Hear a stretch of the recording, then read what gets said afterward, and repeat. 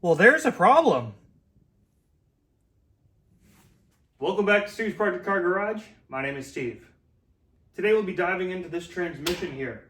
This transmission is your standard Triumph Spitfire transmission out of like a 1971, 1972 Spitfire Mark IV, and it has the D-Type Lakehawk overdrive on it.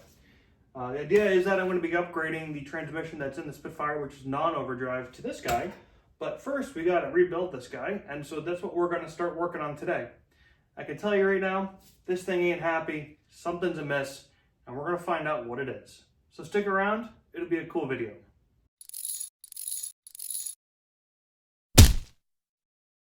As some of you may know, I've been away for the last couple of weeks. Had a couple of things going on with family and also being a little bit sick. So I appreciate y'all sticking around and hanging out for my next video. If you haven't done so already, I totally ask that you please go ahead and hit that subscribe button, click the bell to get those post notifications, because I'm going to be putting out more content as the weather is getting nicer. Right now it's 70 degrees roughly here in my garage here in Florida. It's absolutely gorgeous, and it's the beginning of the prime season to work out on the car.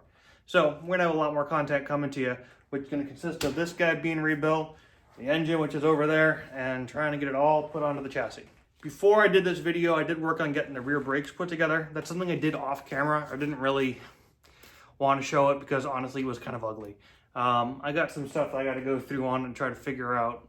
Something ain't right with the shoes though. The shoes just don't sit right. But anyways, that's a whole other story and I digress.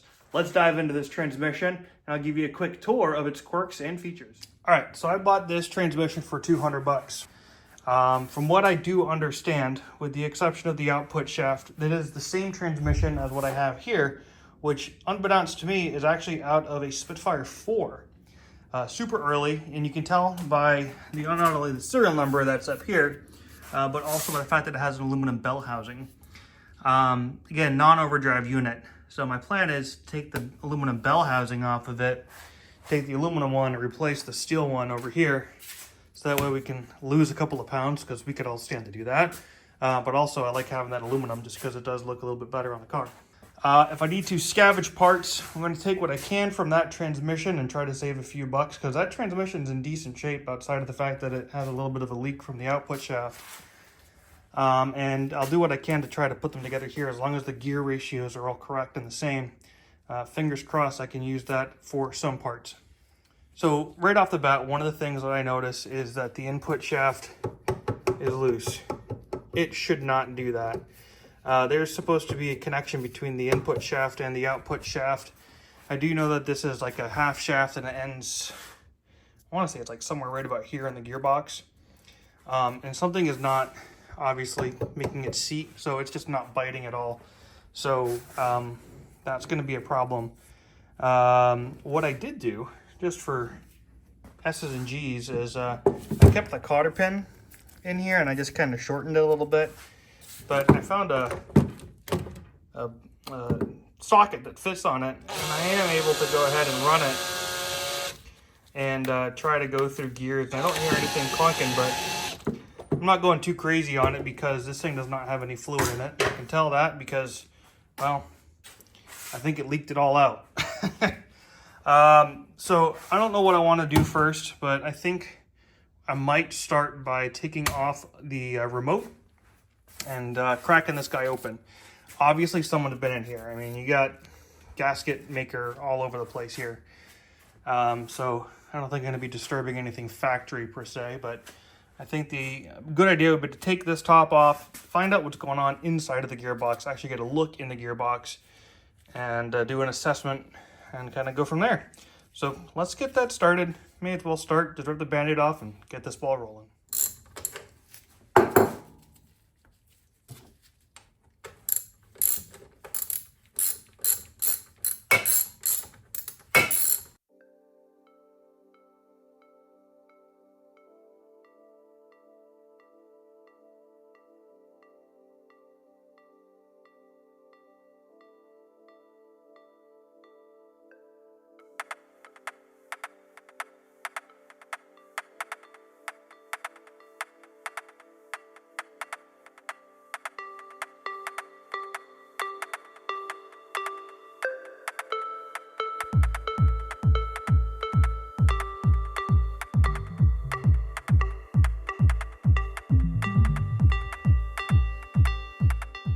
All right, now from the looks of it, I'm gonna have to actually pull the top of the remote off to be able to remove the reverse light switch. And then I could get the last bolt out, but for the most part, this guy's ready to come on off. So I think there's gonna be 1/2 inch. Let's get that taken off.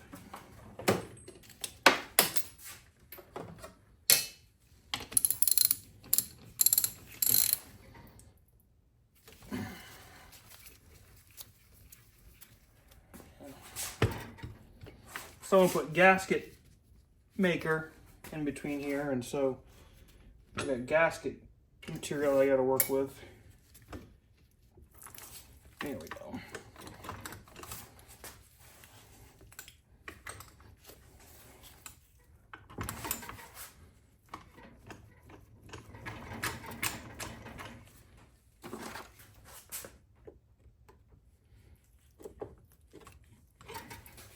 There we go.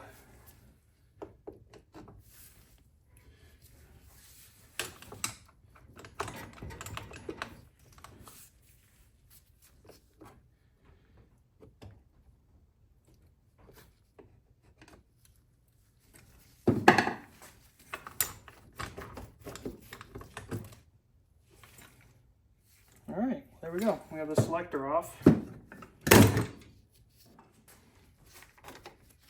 Reverse switch.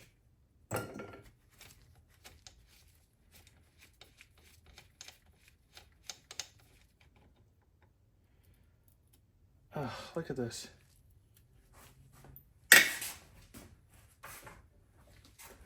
All right, let's see what we got.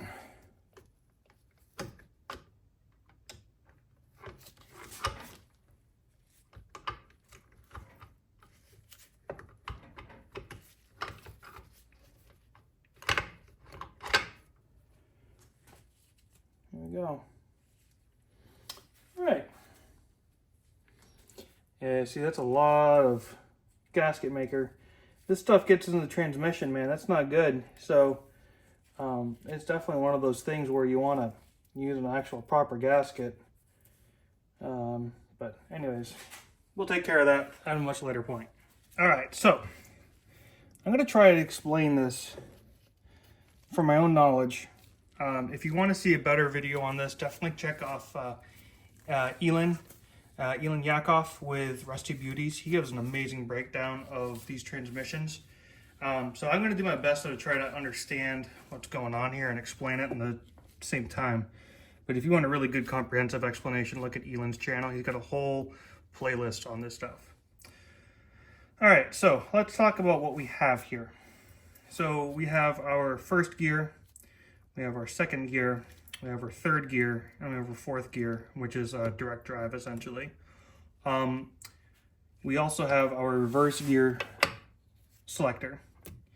So one thing I did notice is when spinning this, I could hear almost as if that there's a bearing missing, which is causing there to be some real play up in here, which could explain why the main input shaft does this. It's not supposed to do that. I also suspect that maybe there is a circlip that is missing from the front bearing on the bell housing, but we'll only know until once we actually dive in there and check it out. But I have a feeling that might be why we have some play here. So let's talk about the gears. So right now this is in neutral. So everything is just kind of spinning freely, and like there's nothing coming out of the input shaft. I'm doing this all with the output shaft here on the back, just by hand. So let's just say, for instance, we put the car into reverse. So that just now indicated that we have it in reverse gear. There is the gear for reverse is tucked right back in here. I guess you really can't see it too well, but it's right there. And so theoretically, when I have this in reverse like this, I should be able to go ahead and spin the transmission, and the input shaft is rotating in the opposite direction that I'm spinning, which is exactly what we want. It's great. Now, can you hear that? Listen.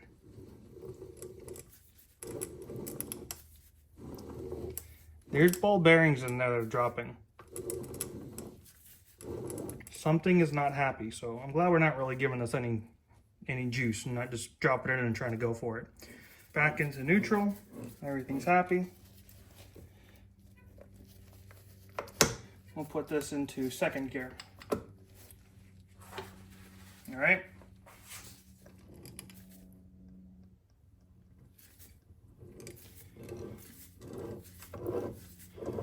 Seems pretty happy.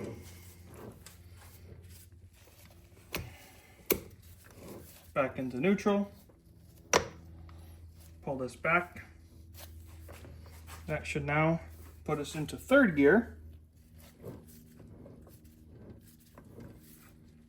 And then push that forward. Now we're in fourth gear. So the gears are all there. We know physically everything is pretty much there with the exception of that ball bearing and possibly that circlip, but we won't find out for sure until we really tear it down further. But that's kind of what we're looking at. Now, looking inside here, I'm not seeing any real damage, which is good. I'm looking for things like broken teeth. And so I'm just going to slowly crank everything a little bit. Looking at the input shaft, you can tell this has sat for a little bit, much like the differential where there's a little bit of rust in some spots. But I'm not worried about that.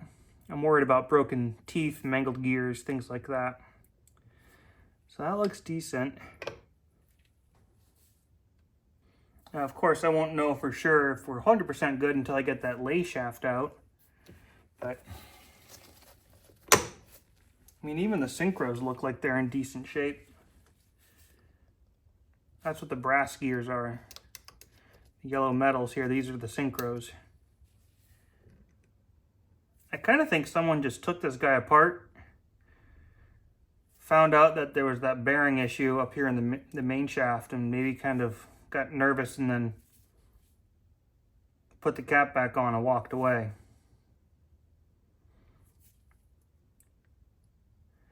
I'm not seeing any damage to teeth though, which is great. I was worried about the gears maybe having some broken teeth, and I mean that's when it starts getting expensive, when you're having to start replace gears. But I'm not seeing anything that really jumps out at me as being a broken gear. So that's good. So I'm going to take a few minutes and I'm going to refer back to my manual and just kind of take a look at their process for disassembling stuff.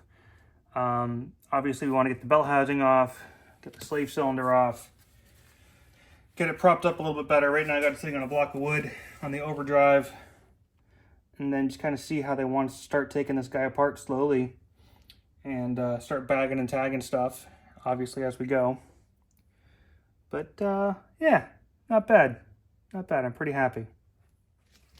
All right, so before I really dive into this thing, the manual says that really what I need to do is drain the fluids from this so that way I can remove the rear overdrive.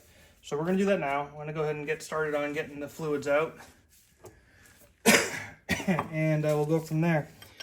I already kind of gave this guy a little bit of a crack to sort of try to get it started, and well, it looks like I need to give it a little more beans. Boy, that's on there good, but it's moving.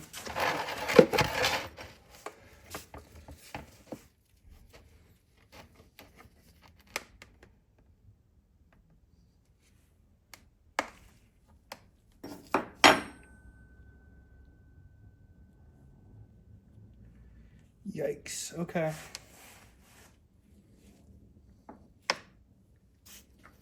That's not good. There is chunky stuff there.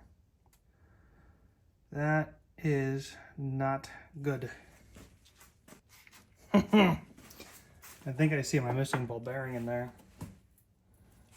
All right, so while draining that, I'm pretty sure I saw my ball bearing drop and a couple of other bits. So we're gonna drain this oil. Oh, I can see it. I can see it. Let me get my magnet. Oh boy. We're gonna go magnet fishing.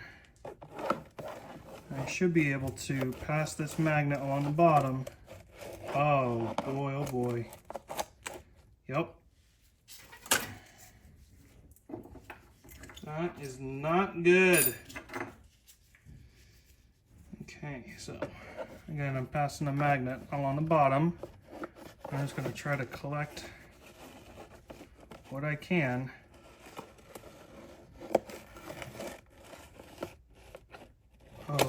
Oh boy. That is not good, my friends. Look at all that. All right, we're just going to slowly pour this off. And in fact, I'm actually going to take another magnet, and I'm going to pass another magnet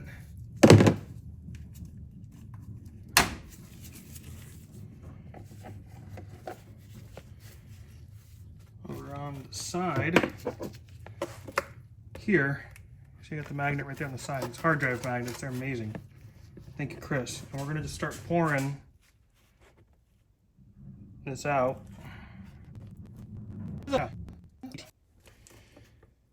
Oh boy. Okay. There's all kinds of goodies in here.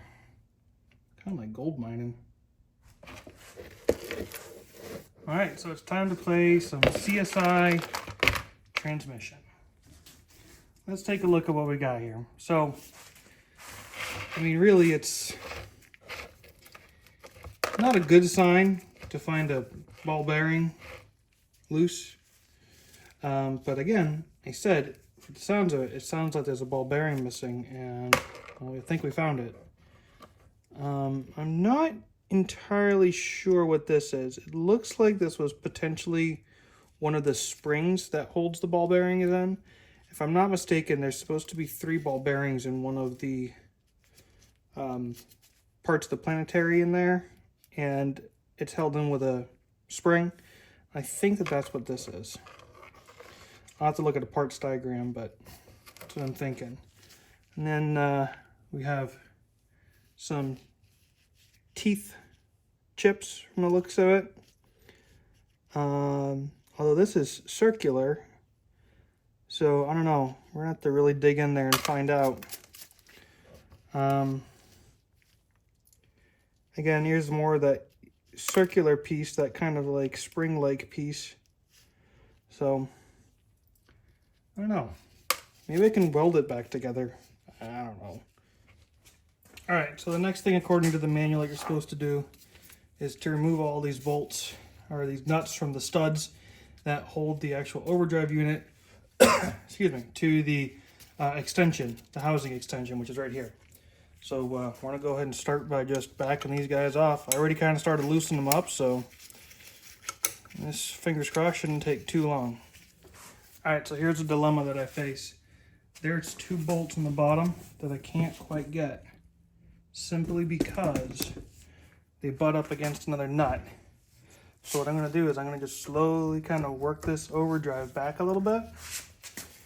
And as I do that, hopefully that gives me enough room to where I can just kind of loosen that nut the rest of the way. Let's see.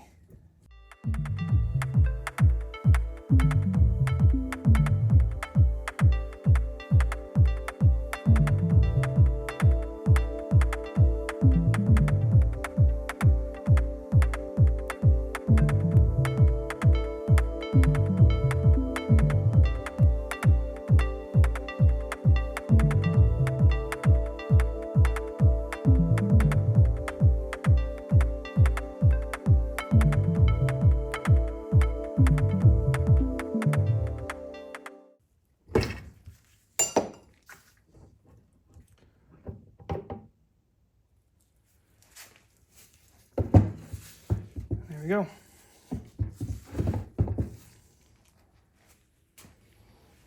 Wow.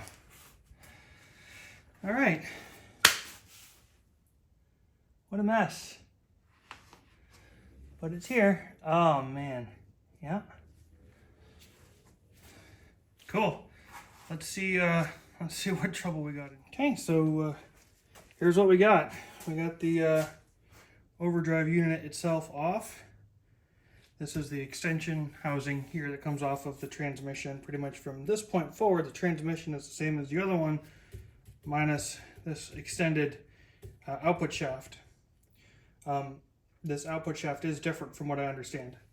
But this is where all the fun happens. And boy, is it yucky in here. Let's take a look in here nice and close.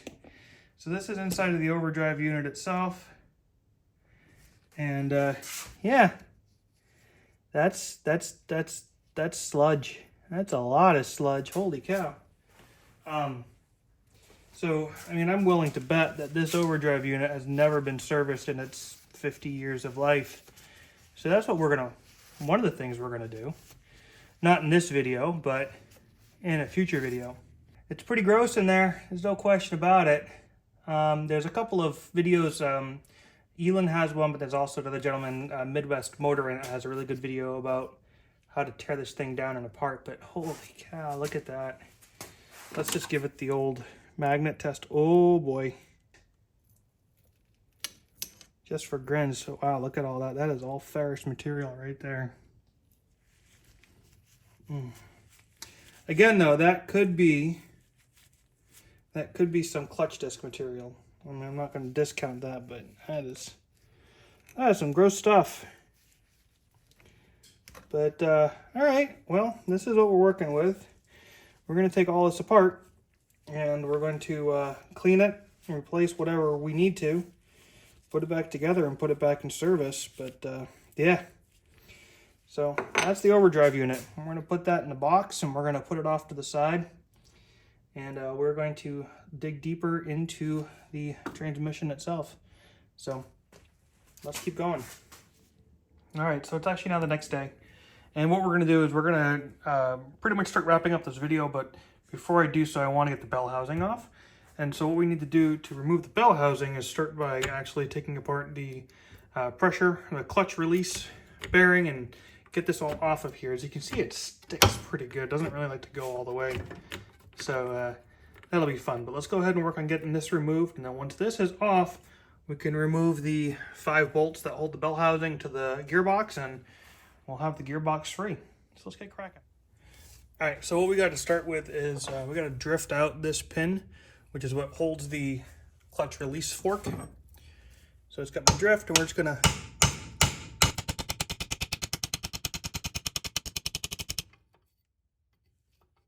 it should be coming out.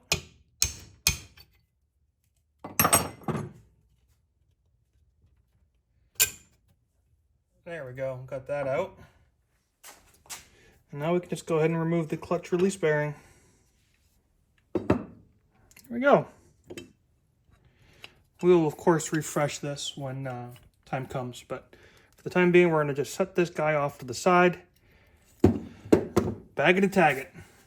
Let's go ahead and get this bell housing off.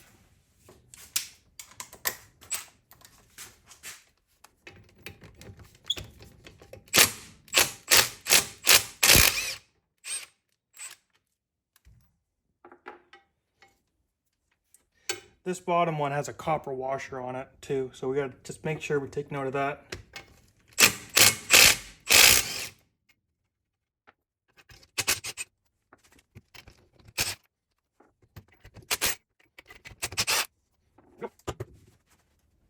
All right, so now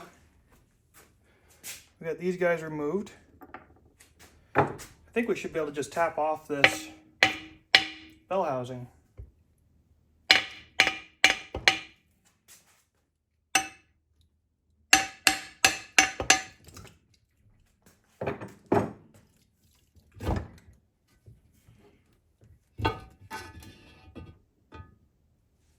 There we go.